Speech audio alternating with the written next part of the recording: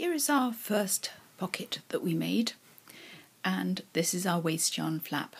And for this waist yarn flap I have just used about 5 rows of stocking stitch in exactly the same weight of yarn as I've used for the pocket itself, and that's usually the standard for using a waist yarn flap. And so if we want to put a decorative top on this pocket, we can now remove this flap.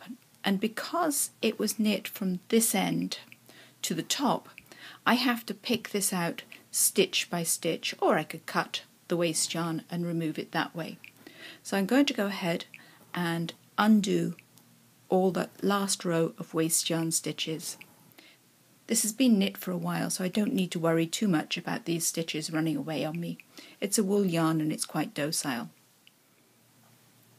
I'm just removing the last point of attachment now, and I've released my pocket flap.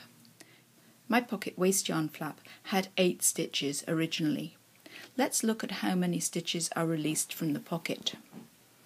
When we turn these stitches upside down, these are what I call the Australian cousins, and you will find 7 live loops.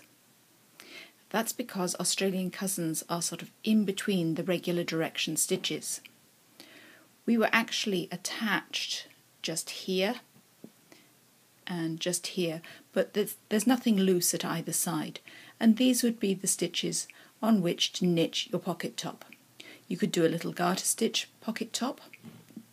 Follow the YouTube link to take a look at a garter stitch pocket top, but I could apply any kind of pocket top that took my fancy.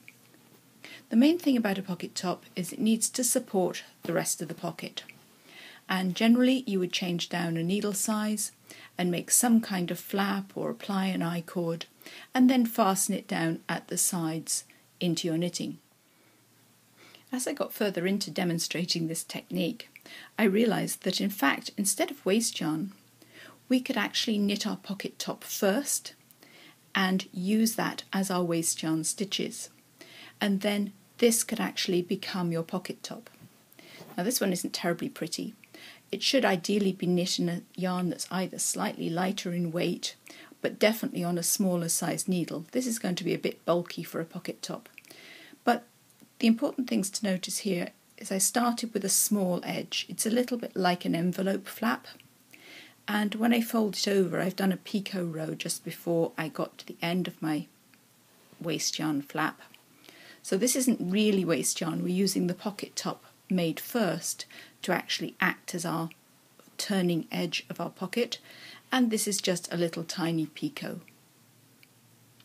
But you must remember to work that last row of your pocket top onto the full size needle that you're going to work the pocket on, otherwise you won't be able to slip the stitches on to the bigger needle when it comes to setting up the double stitches. Now let's take a look at this last little pocket top. Again, I started with a small edge and I increased. Now all this is going to be hidden from the public, so I didn't have to be particularly neat about it. Ideally it should be on a slightly finer yarn. You don't want the top of the pocket to be forced to stick out because the pocket top is too bulky.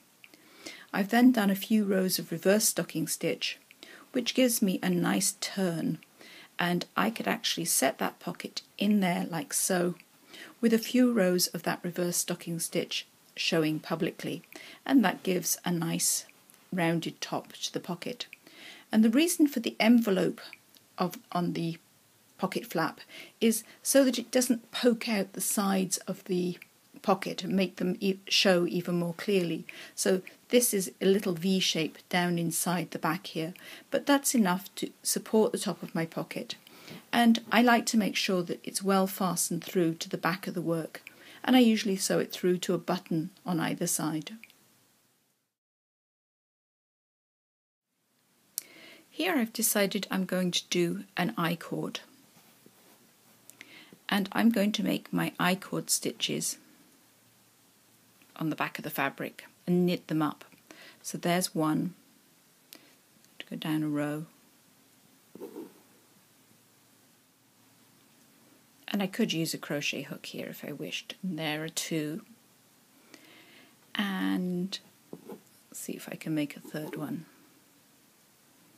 So there are my 3 I-cord stitches. Now, because my yarn is on the wrong side of the work, I'm going to thread it up to the front of the fabric. I'm going to tuck my crochet hook in and pull up the yarn, and it's necessary here to have a separate loose piece of yarn because we can't pull the whole ball through.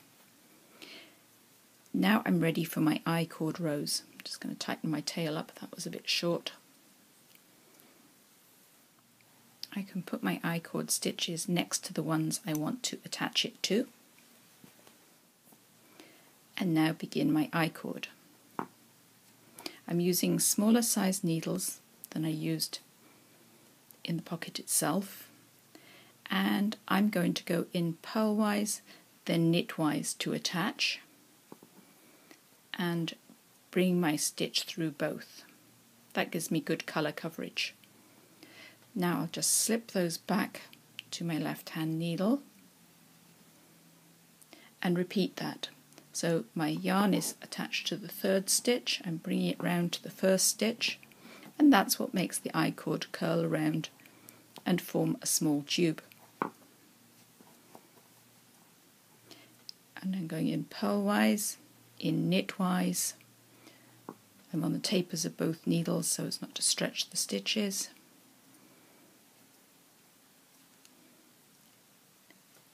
And I'm going to pop them back.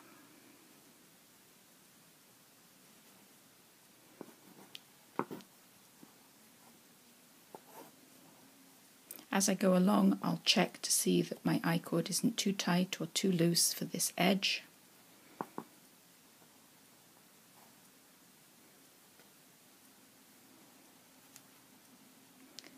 And keep on going until I've used up all my pocket stitches.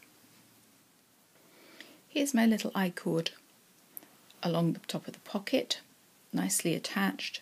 If I felt it was getting too tight at any point, I could either go up a needle size or I could insert 1 extra row of I-cord without attaching it. I've just used up the last stitch, which was 7, and I'm going to work 1 additional row. So I just slipped them back to the left needle and knitted these 3 stitches. And now I'm going to hook these 3 stitches through to the private side of the work before fastening them off. I've tucked my crochet hook through where I want to start pulling my stitches through.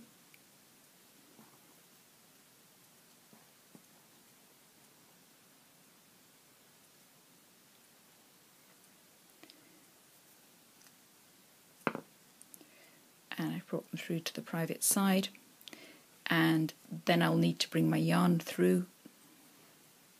But first I'll take a look at it from the front to see if I'm satisfied with the edges.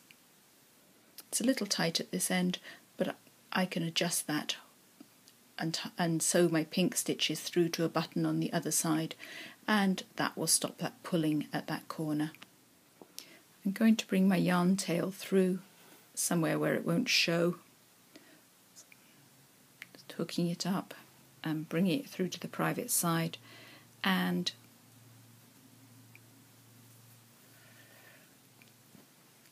now I'm going to hook that through all 3 of those stitches and fasten that to a button.